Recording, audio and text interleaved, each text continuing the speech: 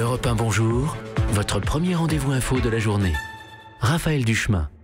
J'ai choisi pour vous l'appel du 18 décembre ce matin. Il barre la une de la Marseillaise car le journal est en danger. Le journal peut mourir, mais le journal veut vivre. La Marseillaise, c'est un bout d'histoire sur du papier. C'est en décembre 1943, rappelle le quotidien en plein chaos, qu'il naît clandestinement. Le premier numéro est tiré sous le manteau, un 1er décembre, dans une Marseille occupée par les nazis. Une poignée d'hommes et de femmes d'origine multiple ont décidé d'éditer à l'époque un journal pour contrecarrer l'information mensongère et tronquée du moment. Ils ont eu, rappelle le quotidien, l'audace d'expliquer qu'un autre avenir était possible. Malak Rigel, Jean de Bernardi, Léon Paranque furent de ceux qui payèrent de leur vie l'acte d'informer. La Marseillaise leur doit d'exister aujourd'hui, mais le journal va mal. 2014, premier dépôt de bilan, novembre 2016, bis repetita. Aujourd'hui, c'est l'avenir des salariés de la Marseillaise qui est en jeu. Impossible de connaître le tirage exact du quotidien, 10, peut-être 15 000 exemplaires, mais qu'importe.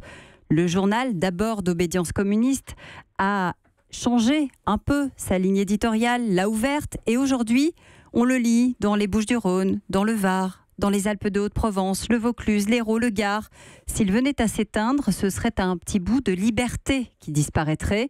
Quand on est du Sud, qu'on l'aime ou qu'on le déteste, qu'on partage ou pas ses idées, on a tous, oui tous, un souvenir de la Marseillaise, un titre, une, un reportage. Pour moi, c'est un stage de 3e, le premier dans les locaux de la Marseillaise à Toulon. Et quelques grandes plumes, oui, du journal avec qui j'étais reporter dans le Var et j'ai pu refaire le monde. Alors oui, c'est vrai, comme l'écrit ce matin la Marseillaise, tout doit être mis en œuvre afin qu'elle continue à appartenir à ce patrimoine collectif, qu'elle vive, qu'elle ait un avenir. Patrimoine collectif, la preuve ? Jean-Claude Gaudin, le maire de Marseille, a signé cet appel ce matin.